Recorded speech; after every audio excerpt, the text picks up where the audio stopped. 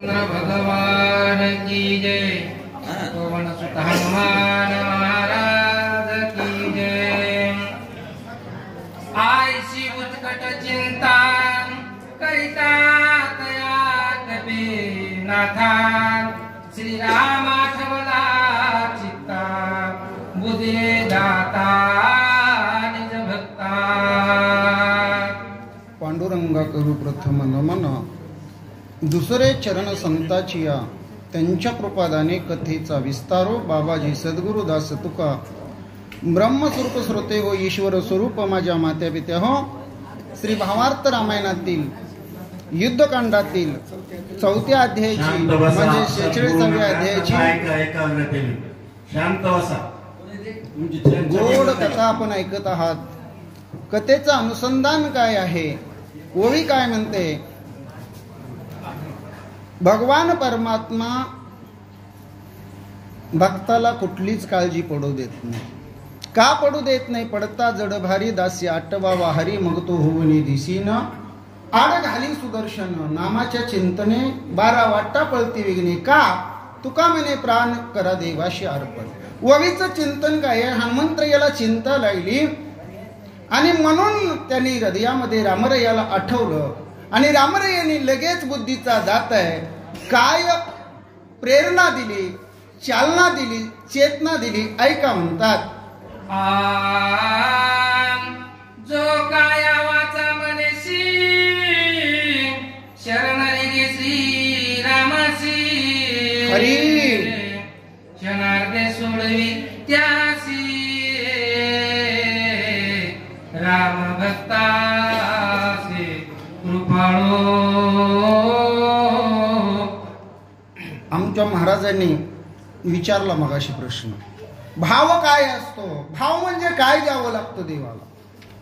आपला का तसा भाव होत नाही? ओवीचं चरण पहिलं म्हणतं, काया वाचा चित्त वित्त जीवित्व तन मन धन भगवंताला अर्पण करावं लागतं।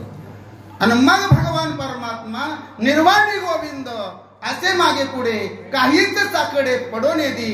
मागे पुढे उभा राही सांभाळीत आली आघात निवाराया। ही स्थिती देवाची भक्ताची असते। बुद्धीची बुद्धी आपण अंतरात्मा रघुनंदन येणे होई प्रसन्न कपिनंदन प्रबोधिला। आत्मध्ये कोण आहे? आत्माराम रूपान भगवान परमात्मा आहे। बुद्धीची बुद्धी कोण आहे? भगवान परमात्मा आहे। आणि म्हणून हनुमंत याला कोणतीही चिंता पडू न देता बुद्धीला चालना दिली आणि काय आठवलं? हनुमंत या काय करू लागले? ऐका म्हणतात, गजेंद्र ग्राहे धरिला असता संकटी स्मरला भगवंता। का कुलती उडे तत्वरता गानोनी तत्वता उधलिला। गजेंद्र आख्यान तुम्ही सगळ्यांनी ऐकलेले। भगवान परमात्मा लक्ष्मीपती श्री विष्णू वैकुंठामध्ये भोजन करत होते। गजेंद्रानं धावा केला, हो कहे लक्ष्मी ती कहे गजराज। भगवान परमात्मा हत्ती कसे म्हणाले? ताटावरून उठले, हा लक्ष्मी जवळ म्हणले, ती मनोस्तर गजेंद्राजवळ आले आणि गजेंद्राची असणारी सुटका केली। असा भगवान परमात्मा भक्तासाठी धावून येतो, त्यासाठी निराधार होऊन काया वाचा चित्त जीवित्व म्हणजे आपलं सर्वस्व देह जावं अथवा राहावं या अवस्थेला भक्तांना पोचावं लागतं। हनुमाना कंद नाम धारक नामे पावला रघुकुळ टिळक कपिस बुद्धी स्फुरणी चोख सत्वर देख सरसावला। हनुमंताच्या मुखामध्ये नाम आहे, चित्तामध्ये भगवंताचं ध्यान आहे, अंतकरणामध्ये भगवंताला बसवलेलं आहे। आणि त्यामुळे हनुमंत याला काय बुद्धी स्फुरली? ऐका म्हणतात, ती बुद्धी कशी स्फुरली? चोख चोख शुद्ध पवित्र। मने एवढी कायची चिंता मी भ्रांत का झालो आता। सगळा पर्वताची तत्वता नेऊ सर्वता उचलू। हनुमंत म्हणले, मी का चिंता करत बसलो असेल? मी का भ्रांतीत पडलो असेल? कारण मला बुद्धिमत्ताम वरिष्ठम म्हणतात। मनोजवम मारुततुल्य वेगम जितेंद्रियम बुद्धिमत्ताम वरिष्ठम वातात्मजम वानरित मुख्यम श्रीराम दूतम शरणम प्रपद्ये। काय काळजी करायचे? औषधी चाळ मारते सापडत नाही, अख्खा पर्वतच उपडून नेऊ हनुमंत्र या बोलतात. सुसेन वैदनाथ तेथा ओळखीला शेती समजता उठविन स्वामित्राते आदक्षिण लागता. मला काही काळजी करायची गरज आहे? मी अख्खा पर्वत उपडून येईन. आहेत ना म्हणले ज्याचं त्याचं काम करायला तिथं सुषेण वैदिराज, ते ओळखतील कोणती औषधी पाहिजे ते घेतील ना, लक्ष्मणाला उठवतील ना. मग मी काय करीन? अख्खा पर्वत उपडून येईन. हनुमंत्र या विचार करतात. विलंब करू येते उदय येईल भासवत शक्ती वरदान भूत कार्य समस्त नाशल. रात्र थोडी बाकीचं जर हिथं नाटक करत बसलो, उशीर लावत बसलो, रामकार्यामध्ये विलंब लावत बसलो, वेळ कुणासाठी थांबत नाही. काळ कधी येईल सांगता येत नाही. सूर्य उदयाला आल्याशिवाय राहणार नाही. मग काय होईल? आलेलं कार्य सगळं बिघडून जाईल, नासून जाईल. त्या अगोदर आपल्याला पोहोचलं पाहिजे. हनुमंत्र या बोलतात. पर्वते मांडिले सळपा दिले माझे बाळ औषधीला पहिला सकाळ मद केवळ गोवावया. नाटक करायला लागले औषधी म्हणले, हा चाळ मांडायला लागलेले, मला सापडत नाही, मला दिसत नाही, आगाऊपणा करते म्हणले. माझं छळण चालू केलंय काय? पण माझं बळ तिला माहित नाही. मी किती सामर्थ्यशाली आहे तिला माहित नाही. तुम्हाला माहिती असेल वेळ भरपूर झालेली आहे, तरी पण सांगतो. सेतुबंधनाच्या वेळेस हनुमंत्र यांनी एकदम 7 पर्वत, मोठेच्या मोठे एक पर्वत 7 योजनाचा, असे 7 पर्वत आणले होते. आणि एका दणक्यात 49 योजना सेतू एकट्या पट्ट्यानं हनुमंत्र यांनी बांधून टाकला होता. असा हनुमंत्र या वनस्पतीला कळेना म्हणतो मी कोण आहे. हाय मला रावणासी गोवा दळीले अम्मासी उपडोळीच्या कंडाची दिशी मेनेहिना. बहुतेक मला साथ देत नाही म्हणले. रामभक्ताला साथ द्यायची सोडून वैर्याला साथ देतो. मिसळला काय रावणाच्या बाजूला म्हणले. आता काय करीन? याचा मुळात सकट जो कंद आहे तो कंदा सहित त्याला उपडीन म्हणले आणि लगेच घेऊन जाईन. आयसा करुणी विचार केला राम नामे बुबुकार कापिनले सुरासुरे चराचर भयभीत. अहो बोलायला आणि विचार करायला किती वेळ लागतोय. हनुमंत्र यांनी जय श्रीराम असा भुबुक्कार केला आणि 33 कोटी देव, स्वर्ग मंडळ, त्रिभुवन सगळं दणानून गेलं जय श्रीरामच्या नाऱ्यानं. उच्चे गुणाले पुढ खाते हाते आंदोलिता पर्वताते भूते आकाते कलकलते. हनुमंत्र यांनी काय केलं? उच्च गुंडाळीले बुडकाते, शिकार कवळीले हाते, आंदोलिता पर्वताते भूते आकांते कलकलिती. शेपटी मुळाला लावली, कळसाला हात लावला, लख लख लख लख पर्वत हलवला. आणि त्यावेळेस सगळी प्राणी मात्रा विचार करू लागली. आहाकार माजला गेला. करणीय राम नाम स्मरण वेगी वडितागिरी द्रोण दना निले त्रिभुवन दचकला. आणि मग काय झालं? हनुमंत्र यांनी पर्वत उपटल्या बरोबर त्याचा धनका त्रिभुवनामध्ये बसला. आतळ वितळ सुतळ रसातळ तळातळ महितळ आणि पातळ ही असणारी मृत्यूभूमी आणि 21 स्वर्ग सगळीकडे दणका बसला. आणि त्यामुळं सगळीकडे थरथराट, जसा भूकंप आल्यानंतर अवस्था होते तशी अवस्था पर्वत उपडल्यानंतर झाली म्हणतात. दणानिले पाताळ हरवले लोकपाळ वड देवता खळबळ केला कलोळ सगळी काही दिशेला जे असणारे दिशापाळ आहेत बोलले. त्याचबरोबर या पृथ्वीला आधार देण्यासाठी अष्ट दिशेला अष्ट दिग्गज आहेत ते सगळे घाबरले आणि सगळ्यांनी एकच हल्ल कल्लोळ केला. अरे बाप रे, भेडे पाली वनचरती हिलंगिली गिरिकंदरे ससे पैसे तरसत गरे चोपे रे कळकळते. आणि मग मोठमोठे प्राणी त्यांची नावं सांगितली. तरस असेल, तरस असेल, तगरे असतील, ससे असतील, म्हैसे म्हणजे रानरेडे असतील, वाघ असतील, सगळे सैरा वैरा जीव वाचवण्यासाठी आपला जीव मुठीत धरून पळू लागले. अट्टास मरगदाचे आरडते व्याघ्रांचे शिवनाद सिंहाचे तेने दचके यमलोक.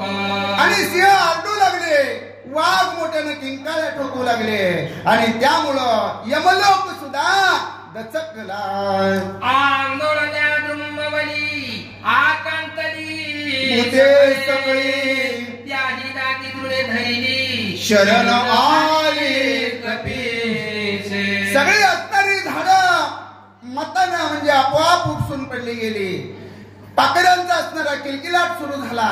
सगळ्या प्राणीमात्रांचा हाकार माजला गेला आणि सगळे असणारी प्राणी किलकिल किलकिल किलबिल सगळ्यांची सुरू झाली.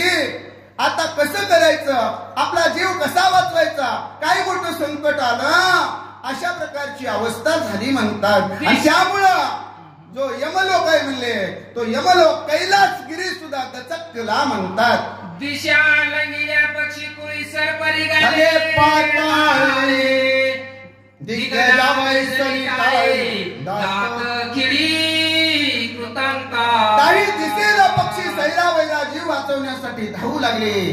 पक्षी लंगिले, त्यांनी सगळ्या दिशेत तिकडं लंघन सुरू केलं.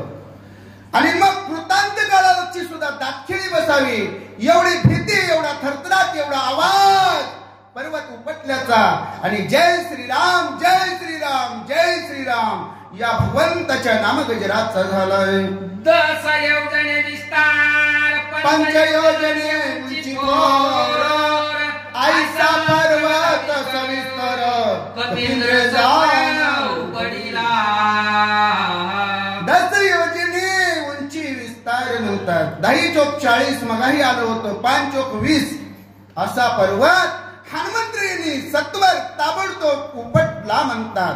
बळे आकळून पाही पर्वत उपडिला. गगना उसळला लवलाही अनुमात्र श्रम नाही अनुमात्र. असा एवढा लांबीरुंदीचा पर्वत हनुमंतरायांनी उपटला, हातावर घेतला, गगनामध्ये उसळी मारली. कोणत्याही प्रकारचा आळस नाही, थकवा नाही, मरगळ नाही, दुःख नाही, कष्ट नाही. निघाले हनुमंत बाप्पा. छत्रा कझेली बाळक गजचुंडा दंड देत तैसा चालेला कपिनायक गिरी आलो उपडोने. अहो, द्रोणागिरी नावाचा पर्वत आहे, किती महत्व आहे, अलौकिक कशा प्रकारची त्याची कीर्ती आहे. असा पर्वत हनुमंतरायांनी उपटला. आणि ज्याप्रमाणे एखाद्या बलशाली हत्तीनं एखाद्या कमळाचं फूल सोंडेमध्ये धरावं, त्याला काय वजू होणार आहे त्या कमळाच्या फुलाचं, तसं अलगत असा हनुमंत या पर्वत घेऊन निघाला.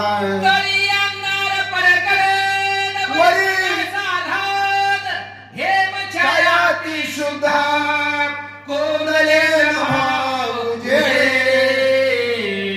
आणि पर्वत घेऊन जात असताना काय झालेले तर पर्वतावरती वनस्पती आहेत, त्या लख लख लख लख चमकत आहेत.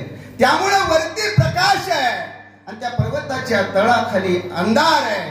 पण जे आकाश आहे त्या असणाऱ्या वनस्पतीच्या सोनेरी हेमछायेनं सगळीकडे तजेलानं भरून गेलेलं आहे, कोंदून निघालेलं आहे म्हणतात. आती विस्मत धारा मणी निवडतात आस्तार जणी काय जात आहे गगनी लक्षिता चिन्हे लक्षेना.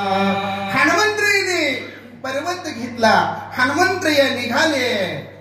पण ज्या वेळेस पर्वत द्रोणागिरी पर्वत उपटला, सुवेळाचळाच्या दिशेनं हनुमंतराय निघाले आणि त्यावेळेस आकाशामधून काय जात आहे हे कुणी पाहिलं, काय अवस्था झाली ऐका म्हणतात. अंग त्राणे वाट सुटला तेने औषधी नाद उठिला ध्वनी थोडी विचित्र उमटला तो ऐकिला भरताने.